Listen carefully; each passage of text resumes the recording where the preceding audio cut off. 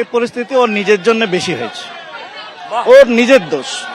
ওনার সবচেয়ে বড় একটা বাবা 15 বছরের মানুষের, পশ্চিমবঙ্গের মানুষের জীবন শেষ করে দিয়েছে। আর একটা ব্যাপার সবচেয়ে বড় ব্যাপার, উনি মহিলাদের কোনো সম্মান রাখেনি। আর সঙ্গে কয়েক সেকেন্ডের মধ্যে বলেছে আমি এমন কিছু করতে পারি, একটা শেষ করে দিতে পারি, একটা জাতিকে শেষ করে দিতে পারি। আমরা আস্থা পাইনি, আমরা কোনো একটা খাবার পাইনি, আমরা একটা কম্বল পাইনি।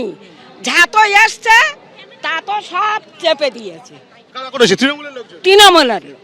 হ্যাঁ, তৃণমূলের লোক। আমরা যখন গেছি আমাদের দূর দূর করে দাবড় দিয়েছে। আর দেখো না রাস্তাগুলো, যেখানে তৃণমূল আছে সেখানে রাস্তা আছে। আর হচ্ছে যত মাঠের লোক নাকি আমরা কেউ ভোট দিই না। দিন আগে যে বেহালা যে 12 বছরের মেয়ে যে গ্যাং রেপ হয়েছিল, তখন কি অভিষেক দেখতে গেছিল? আর অভয়কাণ্ড তো আছেই। অভিষেক কি গেছিল? সে 4 দিন আগে যে 12 বছরের মেয়ে যে গ্যাং রেপ হলো, তখন কি গেছিল? তখন দেখতে যায়নি। তাহলে সেখানে কি গেছিল? প্রতিবাদ করবে যখন সবটাই করবে। ওই একজনকে তুমি ভালো চোখে দেখবে আর সবাই মার খাবে, এটা হতে পারে না। আর 17 জায়গায় যার বাড়ি সে কি বিচার করবে?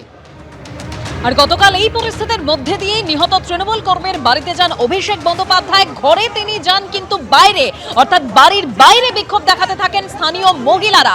একেবারে ঝাঁটা দিয়ে জুতো দিয়ে দরজায় মারা হয় তখন।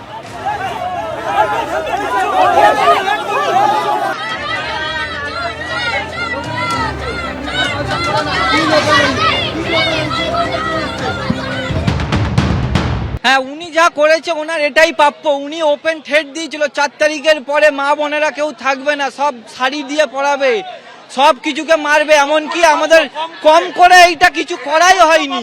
যা এটা কোনো পার্টির থেকে না, এটা জনতা করেছে, এটা জনগণ করেছে। সোনারপুরে নিহত দলীয় কর্মীর বাড়িতে যাওয়ার সময় ব্যাপক বিক্ষোভের মুখে পড়েন অভিষেক বন্দ্যোপাধ্যায়। একেবারে গতকালের ছবি দেখতে পাচ্ছেন। ইতিমধ্যে 5 জনকে এই ঘটনায় গ্রেপ্তারও করা হয়েছে।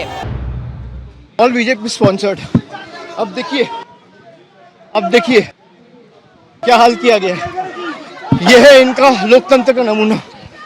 1 महीना हुआ नहीं, अब देखिए पुलिस कहीं नहीं है। গতকাল যে ঘটনাটা হয়েছে মিস্টার অভিষেক ব্যানার্জির সাথে, সেটা আমরা কোনোদিনই সমর্থন করি আর করবও না।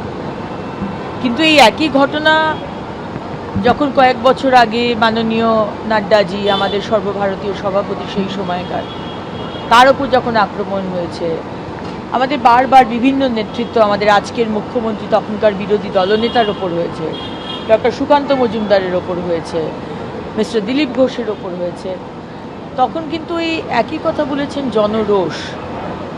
গতকাল যে ঘটনাটা ঘটলো এটাও কিন্তু জনরোষ।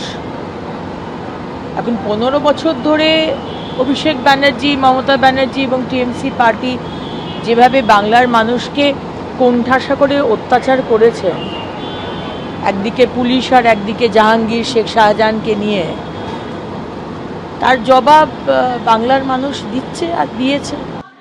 আর গতকাল সোনারপুর থেকে ফিরে প্রথমে অ্যাপোলো হাসপাতালে যান অভিষেক বন্দ্যোপাধ্যায়। সেখানে পৌঁছন মমতা বন্দ্যোপাধ্যায়, কিন্তু প্রাথমিক চিকিৎসার পর ছেড়ে দেওয়া হয় তাকে। আর সেখান থেকে নিয়ে যাওয়া হয় বেলভিউ ক্লিনিকে।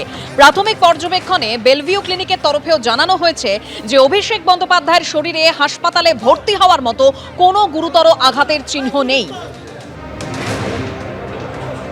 এবিপি আনন্দ, এগিয়ে থাকে, এগিয়ে রাখে।